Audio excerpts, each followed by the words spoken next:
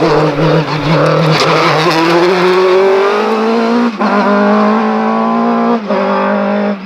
Naylor Engineering National Hillclimb and Sprint Championship came down to the wire in Donegal. Michael Connolly's seemingly unstoppable pace early in the year came to an abrupt halt on the narrow lanes of the Carlow Hillclimb. He missed 5 rounds after this, keeping his championship alive with a guest appearance in Sylvie Mullins' car at MEC. Joe Courtney's calm defence of his 2015 title continued strongly during this absence, such that he only needed 1 win out of the 2 rounds in Donegal to become a multiple champion. Rory Stevens had been keeping Courtney honest all season, was holding second place, but this position looked under threat with Michael close behind, with 20 points potentially available to him. Rory only had a potential 7 points available due to the drop score system. Joe put down an impressive 39-second run on the first go at the daunting Knockalla. With rain threatening, the pressure was on Michael and he stalled off the line, losing about 12 seconds, which in hill climbing translates to about 46 positions. Alex Wilsden Jr. was up to second, holding off Stevens in second place. By run 2, it was already spitting rain, and looked like it could stay for the afternoon, meaning this might be the last chance to score competitive times.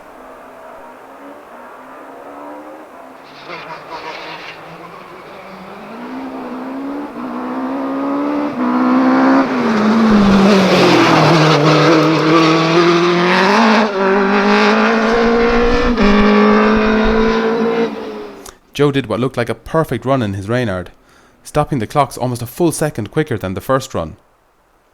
All eyes turned to Michael.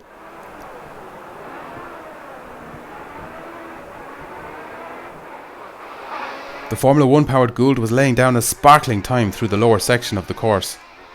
This looked like the run that could keep the campaign alive for another day.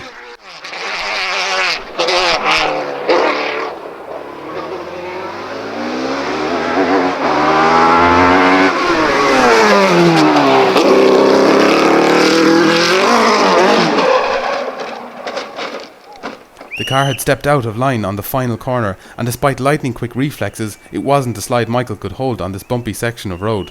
The car sustained damage that couldn't be repaired here, especially after exhausting all their spares during the heroic rebuild that had brought the car here. This was a devastating end to a year-long effort, but we greatly look forward to the spectacle of Michael Connolly returning in 2017.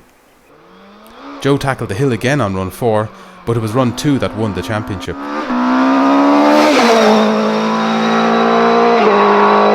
Joe Courtney, that's not exactly the way you expected the day to go, but exciting. Yeah, definitely. It was, obviously set out to win at the start, and so did Michael, I'm sure. Fantastic achievement to have that car here on the line, and he was sitting there ready to give it everything, and he did, and it didn't work out for him. But like that, the rain was coming, and he knew he had to push. But it's a bumpy hill up there, and it is tricky. So you kept the nerve this morning. I think that's part of where the battle was, is that you had a clean run. He had a stall on that first run. Nerves maybe, whatever. You had the time in the bag at that stage. Yeah, I mean, a couple of weeks ago in Mondello, we had a fantastic battle. I mean, that was the way to finish a race, really, by 100th of a second. Here it's a bit bittersweet because Michael's not out tomorrow on that, but at the end of the day, it's the name that goes down. That's what it is, a piece of paper, and whoever's name is on it, so much work just for that. But last year it was you were representing the resilience of the whole hill climb community and keeping going, and perhaps it wasn't so much of a competitive year. You've had a serious challenge this year, and you've come out on top. Well deserved. Thank you. That's what I said it to Michael earlier, that he had a fantastic year himself overall, and having him there and, making me push that much harder and work on the car that much more, it's just brought me and the car on, I think, leaps and bounds really, compared to last year, because there's much more satisfaction in winning when you do have a proper challenge on your hands, so... Yeah, delighted now. So. We look forward to next year, so come back, Michael. We're looking forward to seeing you again. I think Michael will probably have a lot of wins to his name in the future, so Today wasn't his day, but I'm sure he will. Plenty more in the future anyways. On Sunday, Joe continued to whittle down his personal best to 38.46 seconds. Alex Wilsden had maintained that second position on Saturday and claimed a Class 6 win. This would contribute to him claiming 4th in the overall championship and winning the class title. Alex Wilsden, that was a great result yesterday, 2nd overall. You enjoying Donegal? Yeah, absolutely. We were here 2 years ago and we had a good battle at it, and it's short enough that you can kind of get into it and get into depth in it, you know, and really perfect the little segments of it. I don't think I'm going as fast even this year as I did then, but no, I had a good run yesterday. We had a bit of starter trouble and we had a few bits of spanner work to do, but we got going again then, and run 5 just pipped Rory by I think 0.14, so yeah, he's not in our class, but it's always sweet. It's another strike for the little radical. That's it, yeah. David versus Goliath. Yeah. And today now we notice he's just ahead of you, is that right?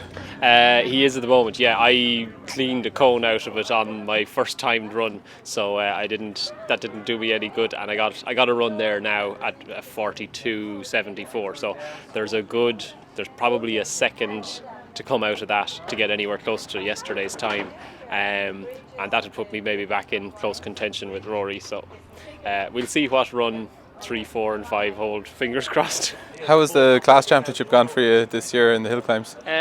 I missed a few rounds because I was away and we didn't go to Limerick and that, so today is my 9th day, and if depending on how Johnny goes now, I think I'm comfortable enough, but you never know till the end of the day. But I think if I get 9 or 10 points today, I think I'm okay, and because I should have a nearly clean run because I have 8 10s in it, so that's as good as it gets. Yeah, very good. Well, congratulations on that, and best of luck in the race. Thank you very much. As the afternoon progressed, Rory Stevens maintained his 2nd place overall. Rory Stevens, it's a Sunday afternoon here at Donegal. 3rd yesterday. You're currently holding 2nd against Alex Wilsden. Yeah, good battle this weekend with Alex. There's very little in it yesterday, and we did a few tweaks to the back of the car this morning, and it's a bit more settled at the back. There's a bit more in it. I had a good run, but I made a mistake, so there might be another 2nd in it if the weather stays the way it is. But it's been a great battle for the weekend. Yeah, that's great. So, do you mind me asking what sort of way you went with the suspension in the back? Yeah, well, it's slightly embarrassing. There's 60 clicks on the shocks. Mm-hmm. One had 7, and the other side had 39. Okay. So that tells the story in itself, and we lowered it as well. The great thing about the weekend as well, all the championship classes are sort of up for grabs, and people are going hard, and Joe's won it, and I think I'm 2nd overall after yesterday, and Michael or Lexi will either be 3rd or 4th. Yeah, there could be a change there, actually. There could be a change. Yeah. So it's because it's all come down to the last day of the last championship, it's been great. And as usual, in fairness to Mick and Danny, they've run a great hill climb. And it's just such a lovely place to be. You're up at the top there. You don't even have to be thinking about hill climbs with the view you have and a bit of crack. So all in all, a great weekend. The runner-up position with Michael not scoring was indeed enough for Rory to claim that position in the championship once again.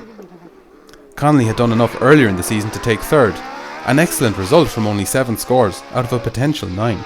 John Donnelly, Russell Stanworth and John Mahon had a great battle over 4th, 5th and 6th places over the weekend. Mahon held 4th initially in the DJ ADSI. By run 3, Saturday, that position was in Donnelly's hands in a Reynard SF80, but the final run decided it in favour of Stanworth's Reynard Opel Lotus. Donnelly was in extremely determined form Sunday and held 4th for the 2 runs before Russell went ahead again on 3. A fine time on run 5 claimed it back for the SF80, a great result. John Mahon maintained 6th place, 3rd in Class 6 both days, enough to give him 2nd in the class championship and 5th overall. Thomas Corey just kept Robert Bell out of the top 10 overall on Saturday, but they flipped positions Sunday, and with Robert registered for the championship, he claimed points for 4th each day to take 3rd for the year.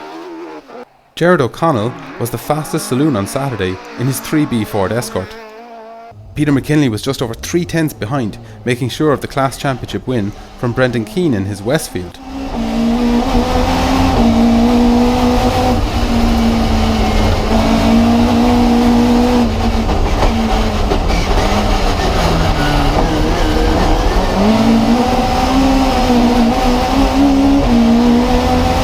On Sunday, Keane was overtaken by Dennis Hogan, being pushed on by the arrival of Ben O'Brien following through as well.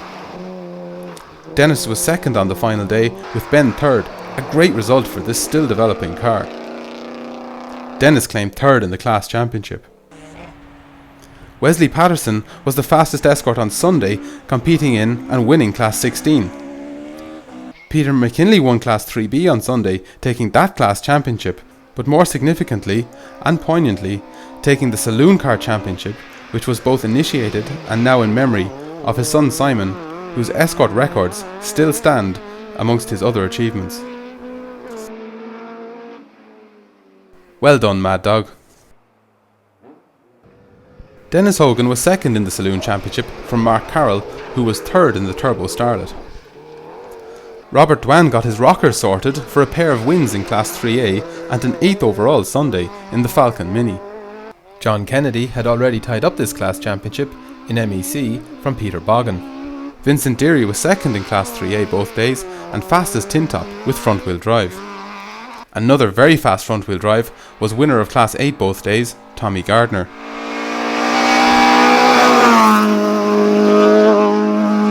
Tommy Gardner, you're flying it in Class 8 this year. You've had a good season. Yeah, a few mechanical problems, but out from that it's been going well. You had a few things starting out earlier in the season, was it? Yeah, the car is new, so with a few gearbox problems, but they seem to be, touch wood, getting better. So we'll see how it goes. She's a very quick Civic. Is there a lot of development gone into that? Engine is. We've a lot more to do with the engine, but it's just a very nice car to drive. Yeah. It's well set up. A guy in Cork, Donald Healy, looks after it, and it's just well set up, and it's nice to drive. And this was your first season of Hillclimbs? Yeah, as we only finished the car at the start of this year, and I just wanted something kind of to be at, I suppose, just iron out the reliability things, but it turns out like that I ended up liking it, so kind of going to miss it now in the winter. Yeah. But you kind of got hooked. Were you had your rally ambitions with it, or what were you thinking? I did, yeah.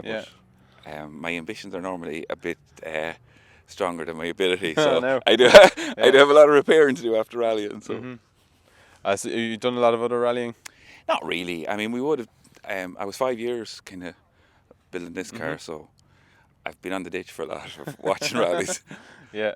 Well, it's paid off this year. I think you have the class, don't you? I do, yeah. Yeah. Davey Byrne is in the class as well, and maybe next year we'll get a few more rally heads out and get a few more into Class 8. I'm working on a few of them. Oh, that's great. Yeah, the class deserves more attention, I think. It does, yeah. And just the more bodies we could get into it, and like the Great High Weekends, and to be honest with you, I didn't expect to enjoy as much as I have done. And hopefully next year now we'll get some more. Tommy was caught by Class 13 winner JP Logue on Saturday, but was quicker than him on Sunday. He won the Class 8 championship this year. Third in Class 3A Saturday went to Paul McDermott in a Honda Civic. On Sunday, that position was claimed by Australian competitor Tom Hackett. Barry McLaughlin won Class 14 both days in his Escort. Roy Baldrick was the winner of Class 15 on Saturday in his Sunbeam. Richie O'Mahony won that class on the second day, debuting a new version of his Escort, whose engine bay temperatures were boiling the brake fluid. David Byrne was second in Class 8 in his 8-valve Nova both days. He earned second in that class championship too. David Byrne, you'd be one of the fastest 8-valves in Class 8, would that be right? Well, at the minute, I'm the only one in it this year, so there's a bit of banter going on with myself and Tom in the class. Or he's 16 valve obviously, but it's great fun now. We've made a couple of new friends during the year and get a crack, so keep the thing going a bit anyway. You've had a good season of it, and it was going both ways for a long time, wasn't it? It was. I think, to be fair with Tom, he had been away from it for a while, so it took him a while to get in tune with his car, but now he seems to be leaving me for dust. Good banter at the same time, bit of fun. You've had a couple of seasons of it now. Yeah, this is my third season.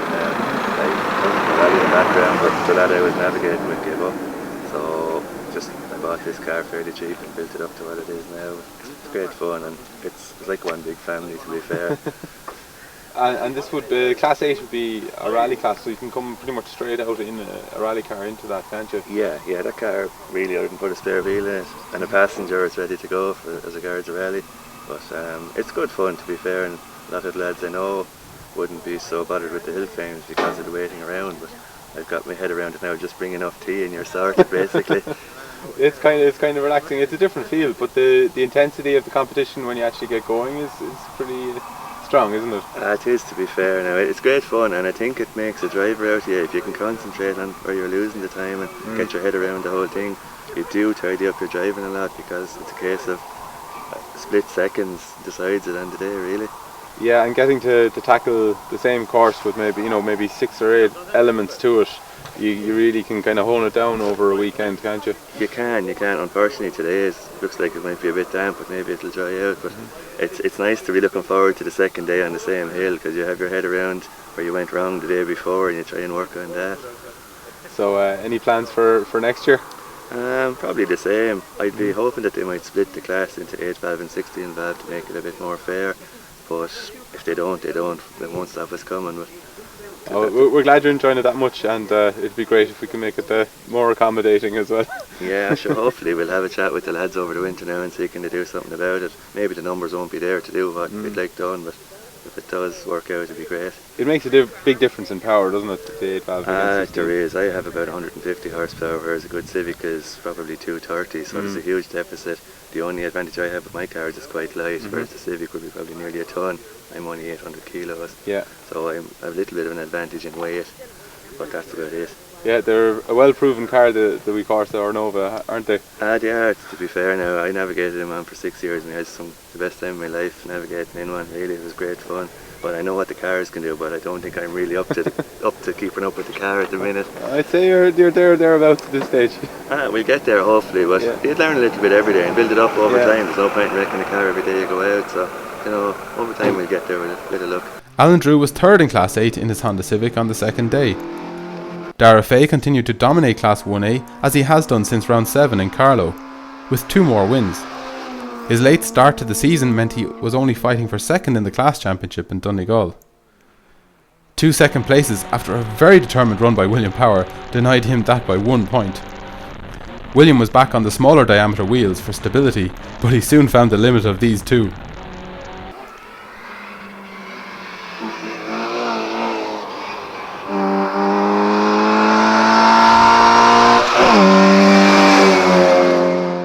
Ray O'Neill was third in the Fiat Uno both days.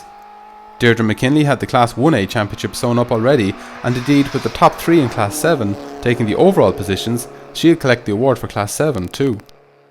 John Farrell led Class 9 heading to Donegal, but with drop scores he had only a potential 2 points available to him, whereas Danny Callan had 20. Danny Callan, you're in the thick of the battle there in Class 9 with John Farrell. That's right, yeah. I think if I can win today and tomorrow, I think I have it, because it's the best 9. Is this the Corsa you have? Is it a 2 litre red top you have? 2 litre red top. I bought it from Des Ryan.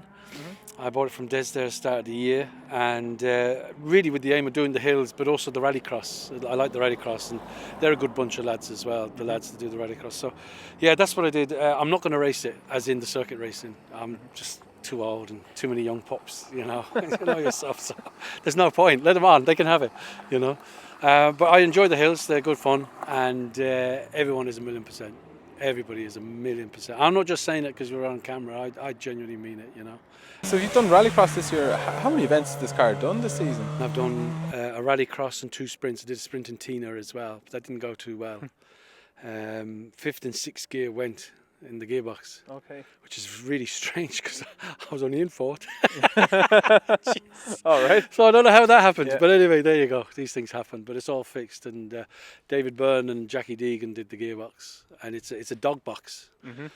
I wasn't calling it that at the time, but anyway, it doesn't matter. But in fairness to Davy Byrne and Jackie Deegan, they got it sorted. So fair play. Farrell needed to win both days, but a clutch problem in his Mark 1 Escort meant he only recorded 1 time Saturday, and he came second, as he did in the championship. Jack Deegan was third on day 1 and second on day 2 in his 16-valve Peugeot 205, consolidating third in the championship for him. Pat Murphy was third on Sunday in his similar car. Class 5 Championship winner John Whitley had a great contest with visitor Michael Nicholson all weekend. It went Nicholson's way on Saturday and Whitley's on Sunday. Gerard O'Connor was third each day, returning after his engine woes in the V. He was runner-up in this year's championship, despite a run of wins in mid-season. Donegal saw the end of another year-long battle between Gary Graham and Tony Banville's Peugeot 205s for Class 2. Tony led coming to Donegal. They both had 4 wins apiece during the season, but one more win on Saturday was enough to secure the class for Gary. Second on Sunday for him, and first for Tony, put them just 1 point apart at the end of the season from Ger Lonigan third. Class 10 was won by Michael Boyle in his Mark II on Saturday. Class 12 went to Stephen Walsh in another escort that day too. Harry Brown won on Sunday in a Hillman Avenger. Ernest Brown took Class 11 both days in a Mini. Seamus Heron won historic Class 4 on Scratch the first day, a second and a first each day, and maximum points helped Seamus Anderson win the class for the season. Mick O'Shea was second from Sean Murray, third. There was some great machinery competing in this class. Martin McGrath's Sunbeam Tiger has a very feline passenger, but did it want to get out?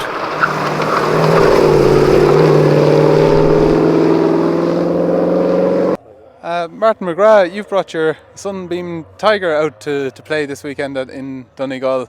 You enjoying it? It's first event with me and it's first hill climb with me. I've never done a hill climb before.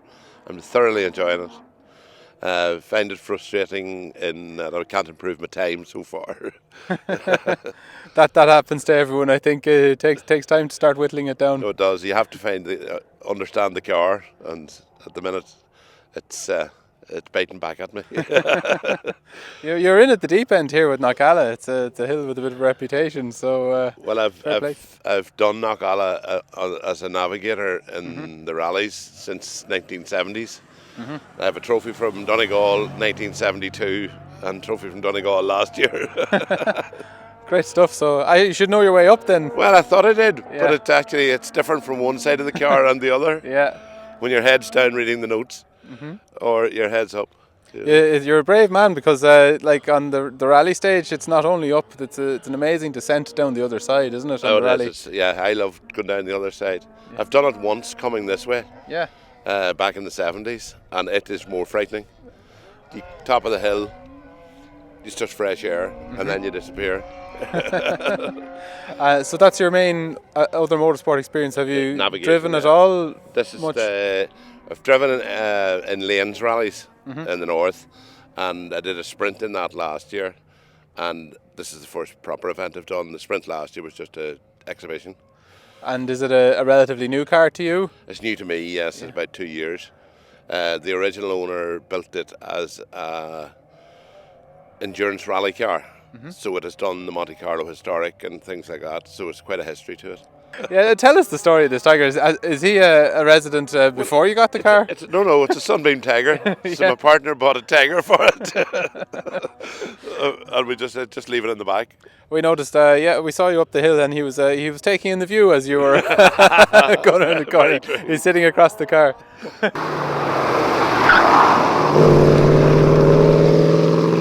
The sun seemed to shine every time Detlef Hare put his roof up, and rain when he had it down in his pristine BMW 328. Tony Canny was enjoying his Riley TT Sprite replica. PJ Will Hare gave us the unusual sight of some American muscle going up an Irish hill climb, while one of Northern Ireland's own led a tour of exotic cars down the hill climb in the middle of the event.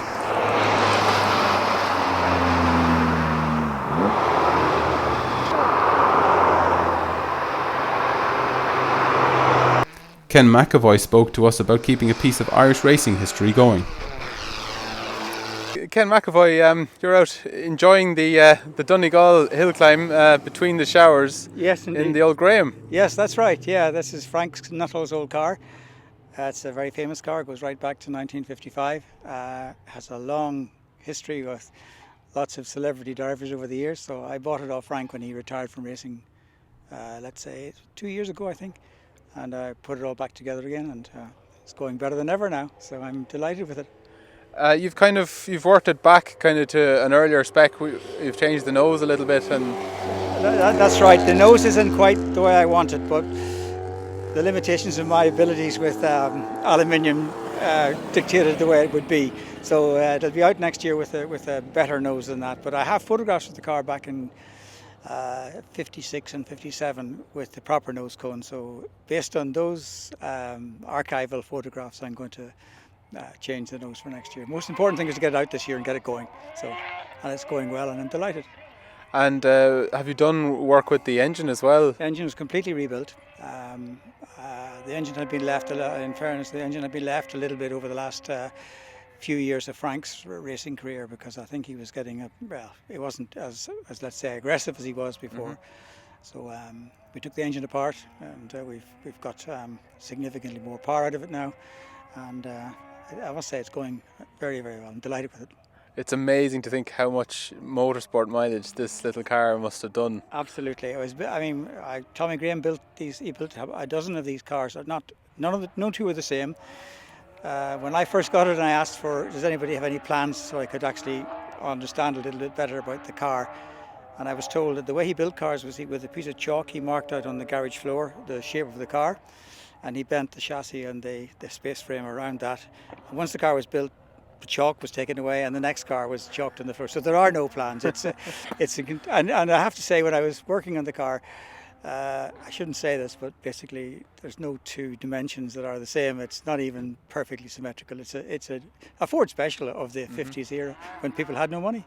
And that gives it a particular handling characteristics, I'd say. You better believe it. You better believe it. It's great fun. You have to drive the car. The car will not drive itself. You have to drive it. So it's good fun. This car has always been there as long as I've been around Hillclimbs, and it's great to see a good custodian of it into the future. So we've also seen some interesting antics from you in the 7. I remember some interesting balancing acts in Dungarvan. Yeah, well, we won't talk about those. Well, best of luck into the future. Thank you very much. Enjoy it. Thank you. Gary Egan had the Centos wrapped up before Donegal, finally winning the challenge after being one of the pace setters for many years. Neil Bradbury put in an extremely determined effort to catch him once more before the end of the year. They recorded equal times on run 1 before Gary did a fantastic time on 2, which stood for the day. Neil led after a wet run 1 Sunday. They were just 1/100th apart on a drier 2 before Gary gradually pulled ahead over the final afternoon. Billy White had been a bit off their pace on Saturday, but he was also 100th behind Gary on Sunday's run 2. He then battled extremely hard with Damien Walsh over the afternoon. Walsh, finding late form, claimed third by just 7/100ths on run 6. Danny Hurley and Keith Mooney were also embroiled in close action both days, swapping positions. It went Hurley's way each day for 4th Saturday and 5th Sunday. They were just 4/100ths apart on Saturday when Mooney was 5th. It's been an extraordinarily competitive season in many classes and overall in 2016.